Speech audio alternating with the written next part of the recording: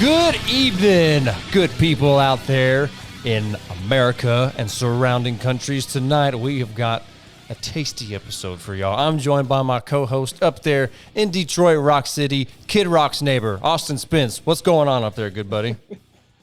Not much, man. Just wait until summertime. I woke up and it was snowing a little bit outside. Still snowing up there.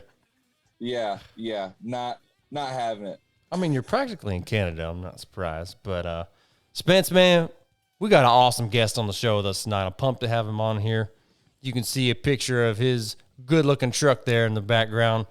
Friends, I got the opportunity to tour with this guy a couple years ago. He is an incredibly nice person, very down to earth.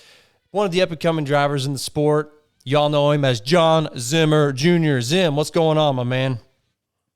Nothing much, man. I'm super stoked to be here with y'all. Y'all's podcast is fairly new, so being one of the first driver guests in the early startings of it, it's pretty exciting. Hey, thanks, man. We really appreciate you coming out. Hey, we appreciate you coming out, Zim. You know what I'm saying? Yeah, I appreciate it. Appreciate you coming out. Thanks for coming out. That's an inside joke between me and him. I don't know why he got the biggest kick out of this when we were on tour together, when fans were coming up to us. I'm like, hey, thanks for coming out. And he would just laugh at me every time. What was that about? Why would you do that? I don't even remember how it started, but I'm pretty sure it was something to do with fans. It was after we did Body Up, one of the Body Ups at the very beginning of the season.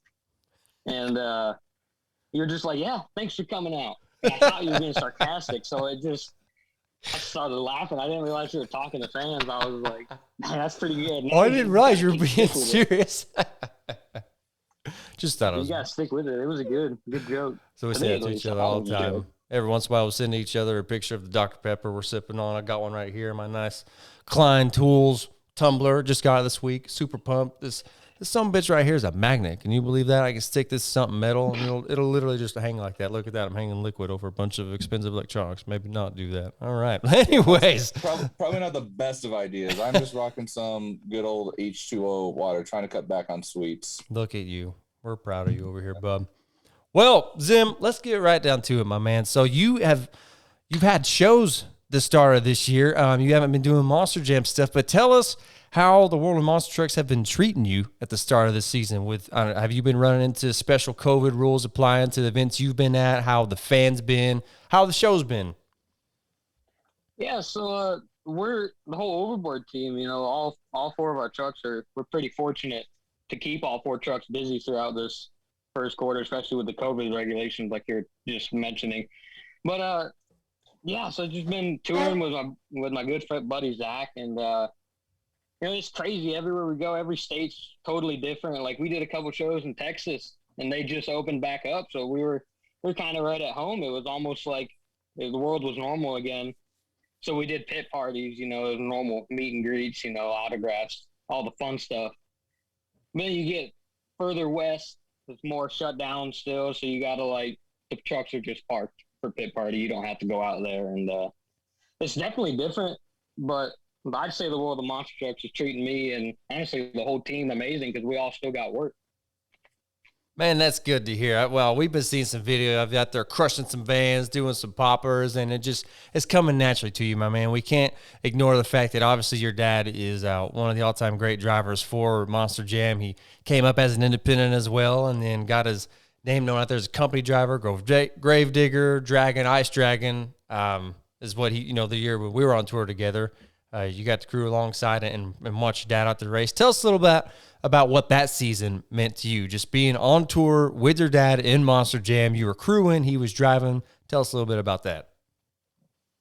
That first season was like the best season of Monster Trucks, even with being able to drive this year, because I got to get my feet wet with the crewing side of stuff, which I've kind of helped out with shows before then, like a couple summers in the past. But watching my dad, especially because I had never even seen him in a stadium in person other than World Finals until that year. I think it was like 2019 season. Yeah, when that was. But it was awesome because I knew I had him to fall back on for knowledge because he's been in the sport over 20 years, and it's just awesome. You get to watch him beat everybody, But when my drivers, Jamie and Cole, when they would win, I'd have to definitely rub it in because wrenching on those trucks every weekend, that makes you feel pretty good. Yeah, man. You know what? Your dad gave him a run for their money that year in the point standings. It came down to the very last show, and like the last element of the show was who's going to pull that championship out. You're right. That was a very fun season to be a part of, and being on tour with you, that was a lot of fun. Austin Spence, you got a question for our guy over here. It has something to do with the name of his truck, so give it to us, buddy. So my kind of background, before I even got into monster trucks, I have always been a huge video game fanatic. Coming up with, I way back when I played on something called the Nintendo 64. You may or may not have heard of it, Zimmerman. And we had something called Monster Truck Madness 2. And then over time, there was this community that I kept hearing about of this game, Rigs of Rods. Well, quick Google search of terminal velocity to find this image behind me. And I found terminal velocity in a couple different variations on said website with your name on it. So I was just curious, like, did you actually originally come up with the name terminal velocity and like eventually made it your identity? Like what's kind of the story behind that? Yeah, I have Nintendo 64. I still do have it. Yeah. Away, yeah, so I was kind of the same way with you. I've been always heard rigs of rods, in the online leagues and like racing and all that. And when I finally got into it and knowing people, and there's this guy, Chadwick, he's a pretty talented artist, is like designing his own trucks and all that stuff. We were trying to figure out a name for me to run, and he's like going through this list he has like 100 names. And I'm kind of paying attention to him, kind of not, and all of a sudden I heard him say terminal velocity. And I'm like, hold on a second. That sounds pretty good. So I did a quick Google search on it. I'm pretty sure it means the fastest a falling object can reach. So we were bouncing back and forth with ideas between that. Lo and behold, for the video game, the first variation of it was kind of like this old school body with pinstripes, and it has like some cartoon sheet, like strap metal and stuff ripping off it with flames. But I never even knew, like thinking about it back then, to have a name like that. I didn't think it would become something in real life, but as stuff started getting set in motion within the last year, I was like, wow, I might be able to actually use this name. So it's just something that's kind of stuck with me, but I never knew I'd be able to have my own identity, especially even coming up with it 4 or 5 years ago. Never knew. So are you using that as names of your trucks, like in the games? Yeah. Terminal velocity was in Rigs of Rods. There's like 3 or 4 different versions of it. And each version that I did, it was literally just to have something to run on the game. It wasn't nothing to ever think of coming in reality. So that kind of makes a lot of sense. So some people may or may not know Monster Jam back in, I think it was like 2018, 2019, they actually made their own simulation where they took a retired chassis, cut the chassis apart, and put a gaming PC in it. And you can kind of see it on some video floating around the internet. I can't remember. But the game that's actually in that to train drivers is Rigs of Rods. It's literally this fan-based modified game that they have perfected. It's not from THQ Nordic or anybody that made Steel Titans. It's literally a fan-based mod from this old game that's been around for like 10, 15 years to simulate driving a monster truck. And actually, shortly after they built that rig, John, I remember seeing you a few times coming into the shop and messing around on the rig. Yeah, when I was in the shop messing around on the rig, I was actually doing the auditioning stuff to try to drive for the company. I think that was after World Finals of 2019. But yeah, that simulation setup is pretty on point. And when I was trying it back then, and it was very, very awesome to try it because it is very close to a monster truck. So you brought something up real quick. I was wanting to talk to you about, and you don't have to go into detail and give names of other drivers and people and stuff, but you mentioned trying out with Monster Jam. We just kind of want to know what that experience entailed. I mean, they just threw y'all out in the field with one truck and y'all shared one truck, or there are multiple trucks. I mean, what was that experience like?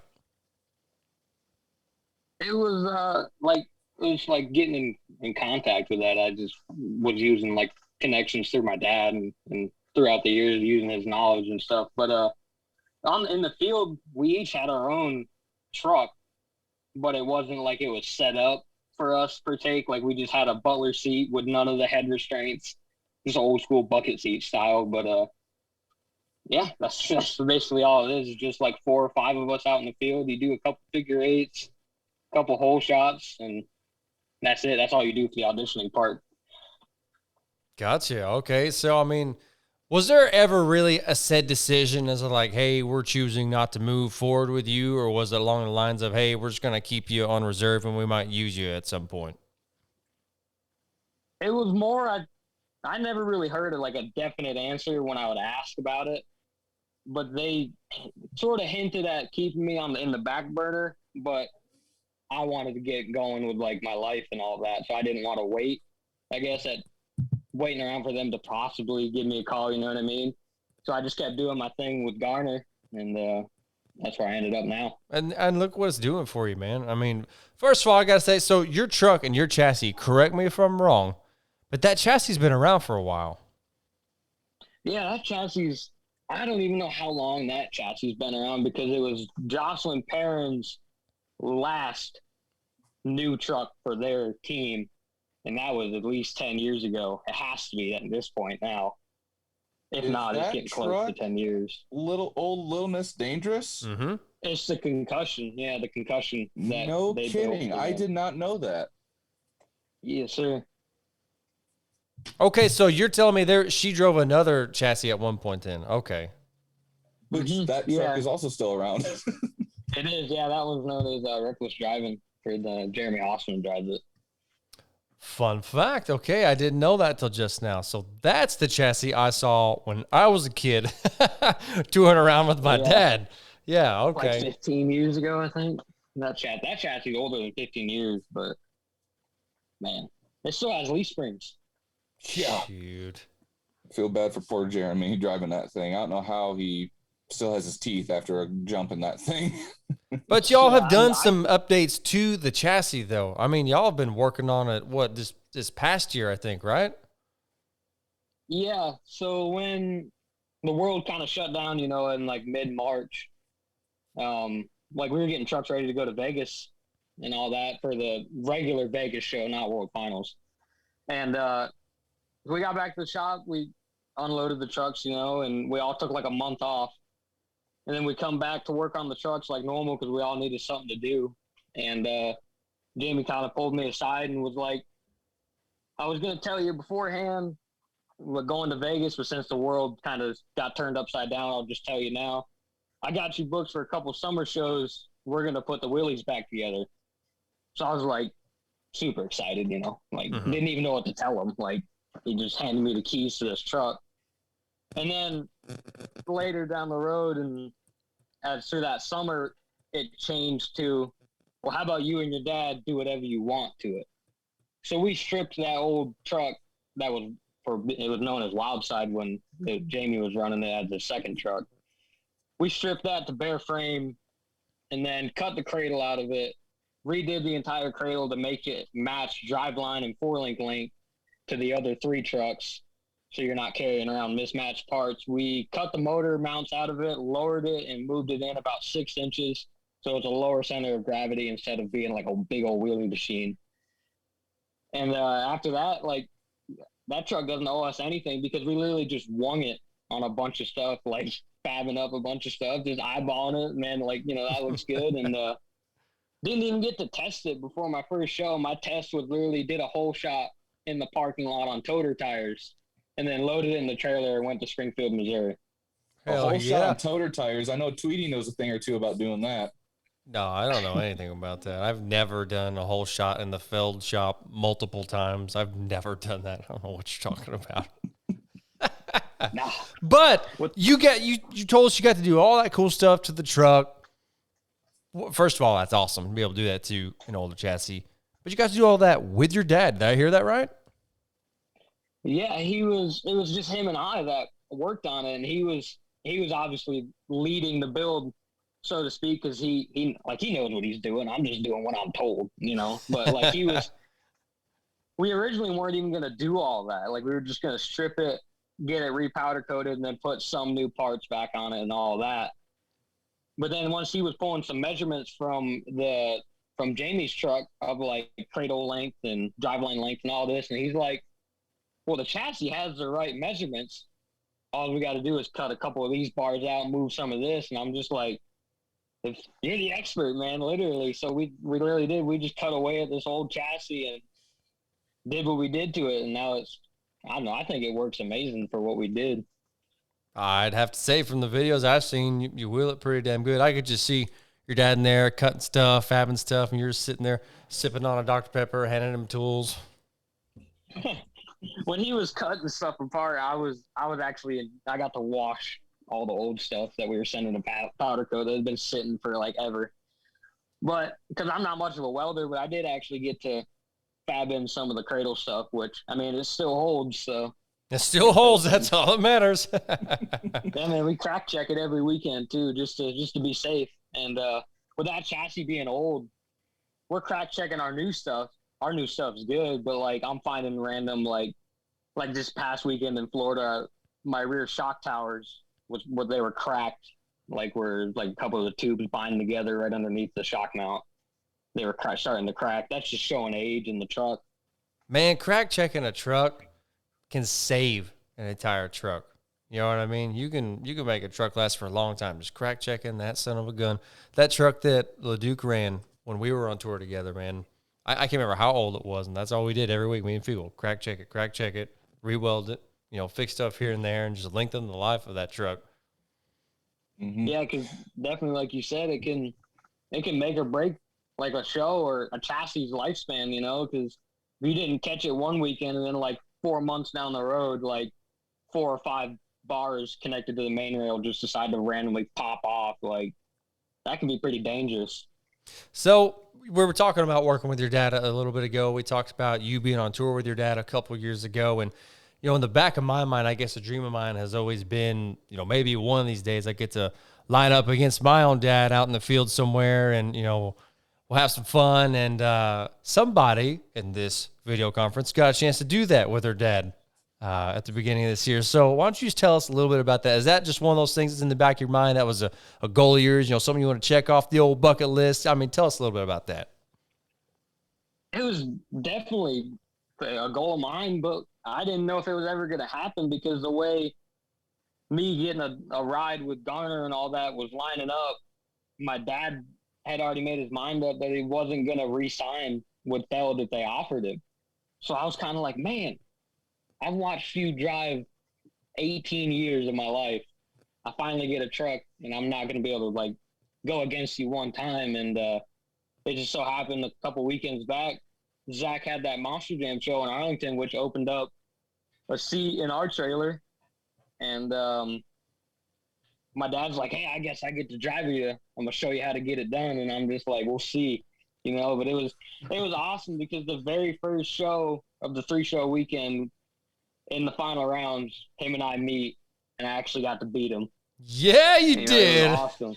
It was awesome, and like it was pretty emotional trying to do an interview, like trying to not cry on the mic, but it was awesome because it was like life is complete in a sense because you just like watching my dad all those years. And I'm just like, man, that's a dream come true in and of itself. And not only do that, race against you, because that's the whole reason I love monster trucks because of what he did. That's a special moment, man.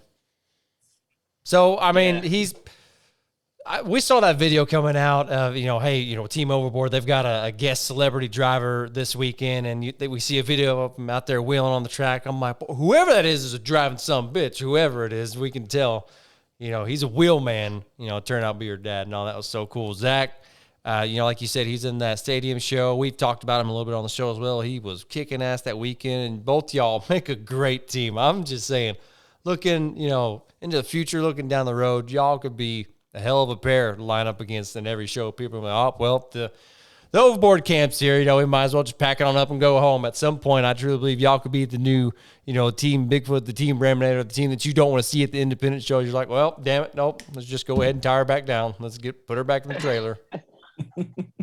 Yeah, I appreciate that. But like lining up with Zach is awesome because he's got 2 years on me with driving experience. So watching him on the track, like I feel like that's how I'm learning pretty quick is watching him because he's perfected his craft pretty quick with like especially with the stoppies and the poppers and all that.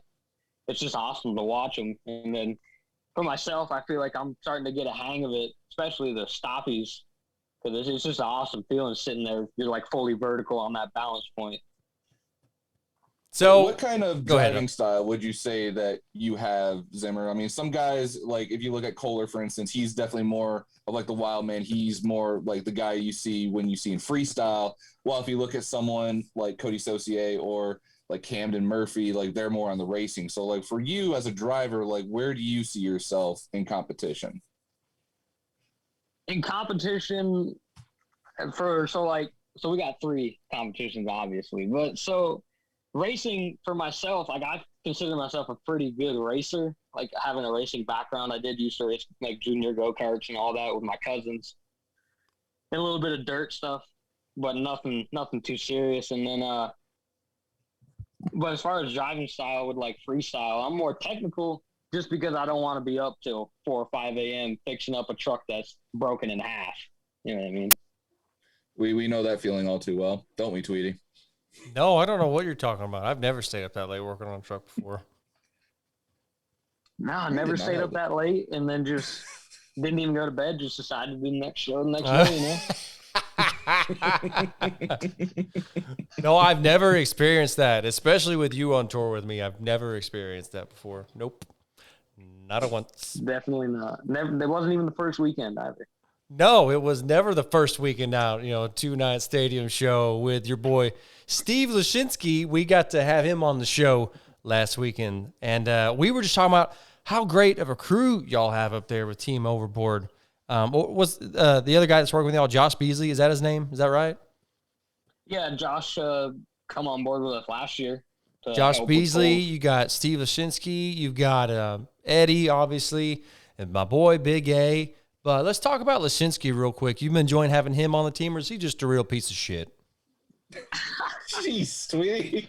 Just going right for the throat. No, Steve is Steve, man. He's a hard worker, but he is Steve. You got to know Steve to know what I'm talking about. Oh, I know Steve, man. He's an awesome addition to the team. I think he fits right in. I love working with him, man. We got to work together up at Paxton, and just a few shows we got to do. We did a summer tour, or just a couple of shows in the summer, a few years ago before I left Veld, and boy, he's just a good guy all the way around. Good wrench man. He's a good teacher as well. If you really stop and listen to him and the way that he looks at the trucks, I mean, y'all got a really solid crew. That's what I meant whenever I said y'all are going to be a hell of a pair, you and Zach, but then you got Jamie and Cole, running their trailer, and, your dad's driving now. I mean, you got good drivers, good equipment, good mechanics to fix the stuff. I mean, y'all are really changing some stuff in the independent world. Definitely, especially the mechanic side of it. It's always comforting to know when Zach and I are at a show, it's my dad that's on the headset. He's the crew guy for both of us. And I know full confidence. I feel something in the truck, and I tell him it. He knows right where to look, and 9 times out of 10, could be something backing out, like a convertible loose. You feel that shake, or like driveline maybe getting ready to back out, or just something random. He knows his stuff. It's awesome. It is pretty crazy that that's so crazy to me. Y'all have no idea how difficult it is to work and maintain a truck, and then you get to where your truck, and your driver may not understand that. Well, you got a guy like Jon Zimmer who knows. When that piece, the coupler and the transmission, there's supposed to be, like this much of a gap in it, little Allen head, tighten down with the Allen head piece, and you can feel that slop back and forth in the transmission. I've heard Tutel say, like, he can feel that. He knows what that should feel like. He can actually, feel that in the truck. And your dad just has that kind of experience. And, he got to race. I don't know if you know this or not, but your dad was racing with my dad back in the mid-2000s in the independent world. Let's talk a little bit, looking forward, looking down the road. What are some of your goals, just being in a seat? Honestly, looking down the road and all that is I want to keep improving. I don't ever want to feel like I've hit a point where it's just like just same old stuff, different weekend type thing. And I just want to keep improving on my driving, and and hopefully Jamie lets me keep doing what I'm doing as far as the free reign in a sense. Don't go wad the truck up, but don't go look dumb on the track. So as the years go on, I hope we just keep improving as a team and better stuff. Well, I don't see why you wouldn't, man. Y'all are killing it out there. Austin, you got anything for him? So I got to ask, in the independent world, is there a team? Because in Monster Jam, everyone's just kind of like, it's all the same. It's all owned by the same company. You know, there's a little bit of spits here and there. Is there an independent team that the Overboard camp is always gunning for at independent events? It's always Jim Kohler's crew, man, because we're all such good friends, especially him and Jamie. You know, when Jamie first got into it, from my knowledge, Kohler helped him like with fixing the truck, you know, but wouldn't just fix it for him. He would, you know, be on that sideline giving him pointers, and it's always going to be the Kohler camp no matter where we go. If their 2 or their 4 trucks are there, you know, it's game on. It's going to be a good show. Well, that's really good to hear, because you guys are actually coming to a show that's literally 20 minutes away from where I live. And actually, I used to race there before I went and worked at Monster Jam with the pony stocks, little front wheel drive cars. Trust me, you don't want to know how I got in my car. A lot of butter. A lot of butter. But you are the only truck at that show of the Overboard camp. It is Avenger, Reckless Driving, Brutus, the new Sinistar, and Terminal Velocity, plus mega trucks are going to be there. Yeah, so that must be one of the weekends where so Deidre she's going to have her own chassis now, so that truck's getting built right now. So there will be 5 race trucks, and so 2 trucks are somewhere else one weekend, and then I believe Deidre and Zach are doing a Matt Motorsports show, I think, if I'm thinking of the right dates. And then Elliot needed 2 trucks, and Jamie's like, well, I got 1 truck sitting. Would you mind using that? And Elliot's like, yeah, we'll take 1 truck. So I somehow got roped into that lineup. So should be pretty fun. I think you'll like it, right, Austin? I think it's going to be awesome, because just talking about the 2 Perrin Motorsports chassis, you have Terminal Velocity and Reckless Driving, and both trucks are going to be there. It's a little bit of Michigan history, so I'm looking forward to seeing both trucks compete. So, Zim, being in the sport, you know, being around it as long as you have, I guess I should say, we always like to talk, you know, bring up a good story here on the Throttle Out show, just either in watching your dad or just experiencing something for yourself at a show, maybe even with driving. Give us a good story, whether it's funny or it's just something you wanted to talk about, you know, coming on the show. Give us something good. Shoot, man, there's so many good stories, like growing up or even recently. But probably one pretty recent, when it was my second show driving, and we were walking the track at intermission looking at some stuff to hit. And I pointed out the Jackrabbit. There's like the jammer with the 2 cars elevated up on a 5 or 6 foot dirt pad. And I was like, what do you think about cross-cutting that? And he's like, you could do that all day long. Just make sure you don't hit here on it's like a little more to the right. Well, long story short, I'm out there doing my thing in freestyle, and I felt like I had some pretty good momentum going. And he comes on the radio. He's like, go do that hit. So I'm making my way over there on the track and lined up for it. I knew I was lined up in the wrong spot, but my adrenaline was so high. I was like, I'm just going to hit it. And hit it, did a sky wheelie straight to bumper on the left side, and then fell right over onto my cage, right to cage on concrete. First ever rollover. Didn't feel too good, but he comes on the radio and is like, you all right? You know, all that. And I'm like, yeah, I'm good. I'm sitting there waiting, and he goes, well, I told you not to hit that spot. I was like, well, we're already here, so sorry about that. What's that? We got to know what that feeling's like, just being upside down in a monster truck. It's probably not a very good feeling. Well, I was kind of lucky because it tried to turtle at first and then fell on its side. So just sitting on your side like that it's not that bad. It's just an odd feeling because you're kind of just hanging there. Everything's all cocked to one direction. And you're just like feet are dangling, like because you can't reach anything. Did you try and crawl out, or did you just wait for them to flip you back over? I stayed in the truck. I just waited. I waited for them to flip me over. Nice. Well, Austin, you got anything else for him? Nah, man, I just got to say, you know, good luck to you in your future endeavors. And I definitely look forward to seeing you guys out here at Springport come June 12th. Thank you, guys. I appreciate letting me come on here and watching you guys grow, especially with the podcast. I hope it goes lengths, you know, whatever you expect for it. Hey, we're hoping that too, man. You know, just week by week, you know, we get a little better. We invest a little more in the show. And Austin has been working on some badass shirt designs that are soon going to be available for everyone. Austin, probably hook you up with a shirt, can't you, Austin? Actually, yeah, I was going to ask if you want a shirt, or I'm even making some stickers, some holographic, chrome, whatever color you want. I make stickers. I got shirts. I'm going to be investing in some other stuff here soon to really get production going so we can start getting stuff out there. But whatever you want, man, I'll hook you up. Heck yeah, man. I'd be thrilled to have one of y'all's shirts and some stickers, maybe slapping on the truck somewhere in a spot. There we go. That's what I'm talking about, baby.